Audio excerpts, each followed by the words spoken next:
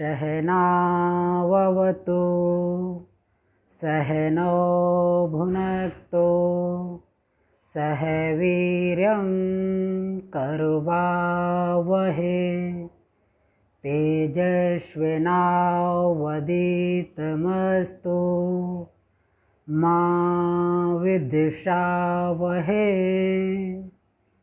ओम शांति शांति शांति।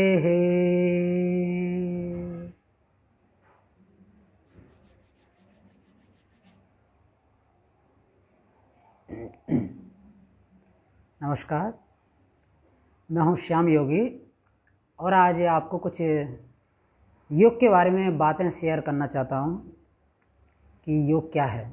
मेरा प्रश्न है कि योग क्या है।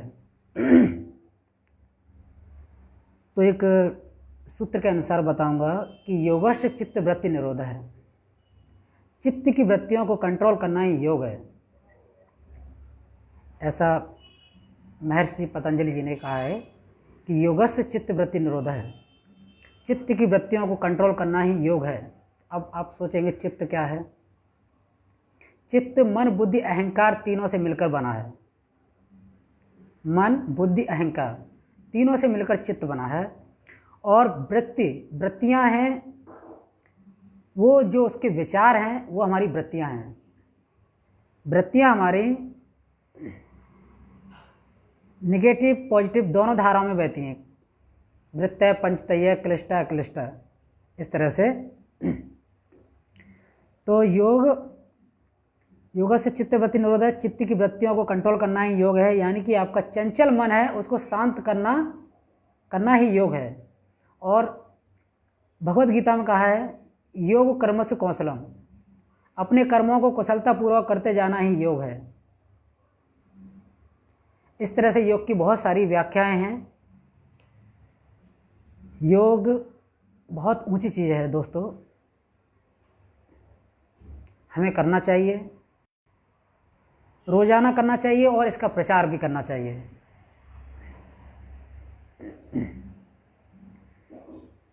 योग 8 अंगों से मिलकर बना है।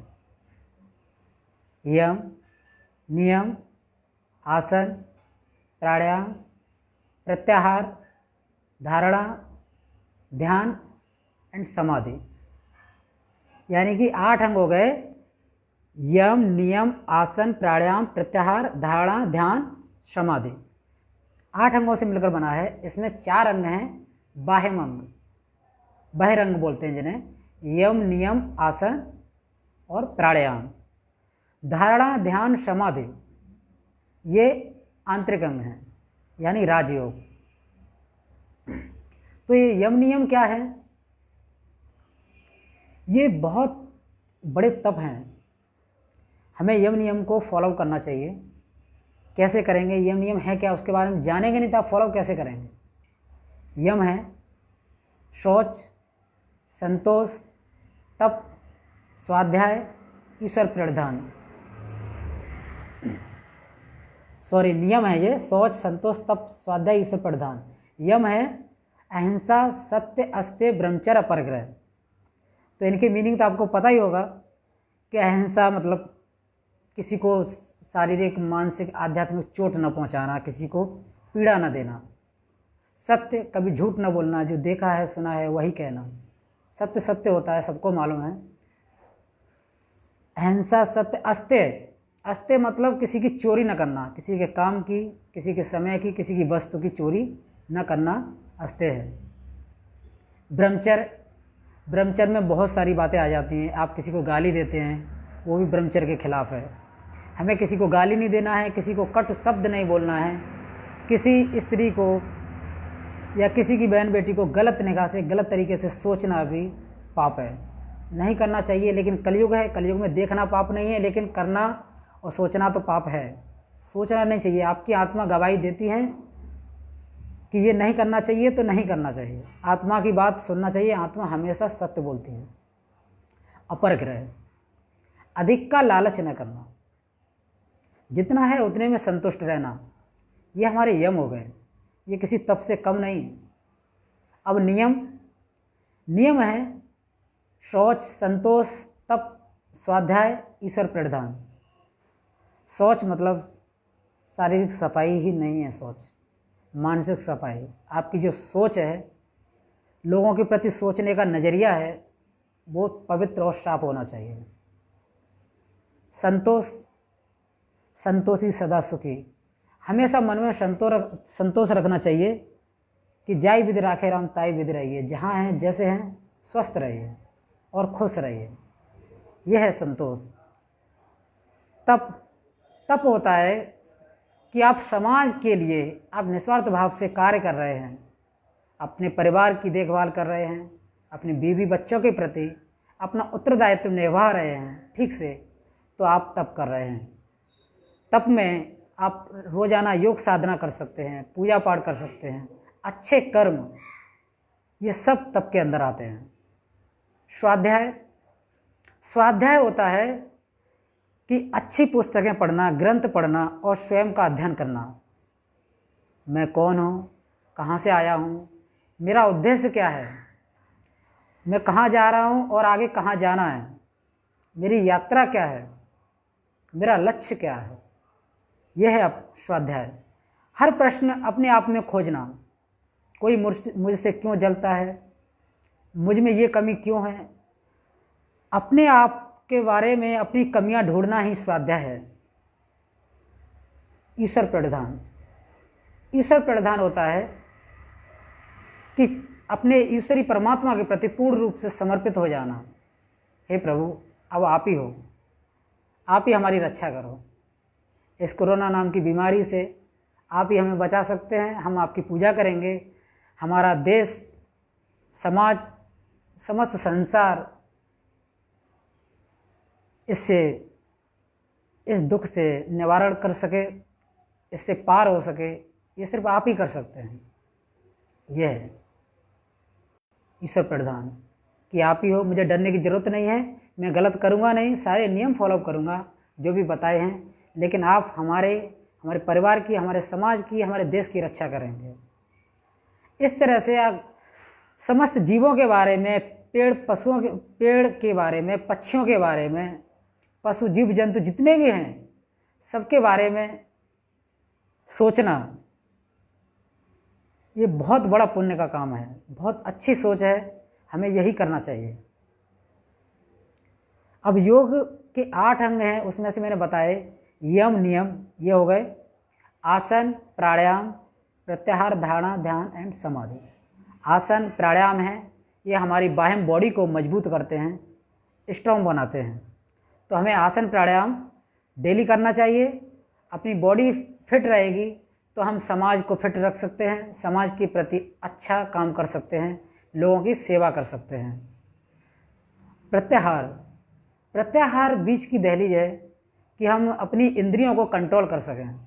जैसे हमारी इंद्रियां, कान अच्छा सुनना पसंद करते हैं, सिर्फ तारीफ सुनना पसंद करते हैं, आँखें सुंदर दृश्य देखना पसंद करती हैं, नाक सुगंधित चीज़ें, सुगंध लेना पसंद करती है।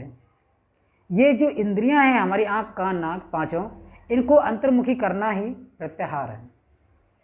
धारणा, ध्यान, समाधि, अपने मन में ये धारणा बनाए रखना कि मुझे योग करना है, अच्छा बनना है, लोगों की सेवा करनी है, ये है हमारी धारणा। और ये धारणा लंबे समय तक हम बनी रहती है और हम अच्छे पोस्चर में बैठ जाते हैं, मनन चिंतन करते हैं, तो धीरे धीरे वो चिंतन करते करते हम सांस पर ध्यान देते हैं, सांस हमारी छोटी होती जाती है और मन में विचार नहीं रहते, विचार होते हैं कम रहते हैं। बोलते हैं ना, देश बंद चित्त से धारणा, किसी एक स्थिर बिंदु पर अपने चित्त को ठहराना ध्यान है। ध्यान जब लंबे समय तक हमारा चलता है तो ये ध्यान में समाधि में कन्वर्ट हो जाता है। यानी धारणा की लास्ट स्टेज ध्यान है, ध्यान करते रहो तो उसकी लास्ट स्टेज समाधि है। समाधि में आप चले जाएंगे, उसके बाद भी उससे भी ऊपर है केवल समाधि। थोड़ा आध्यात्मिक टॉपिक है, इतनी जल्दी समझ में नहीं आएगा, तो हमें ये नियम फॉलो करने हैं।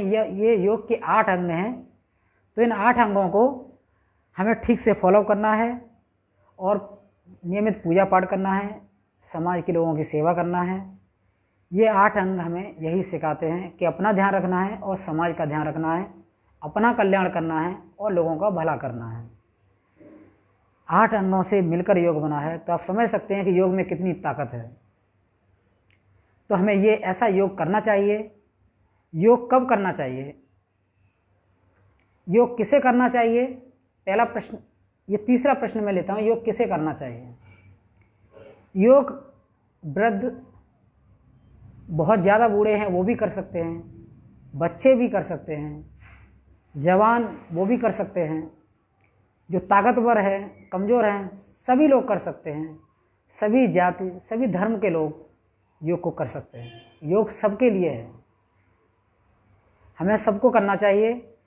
तो आप समझ गए होंगे, योग सबके लिए है, किसी एक विशेष जाति विशेष के लिए नहीं है। इसे सभी धर्मों के लोग इसे कर सकते हैं। कब करना चाहिए?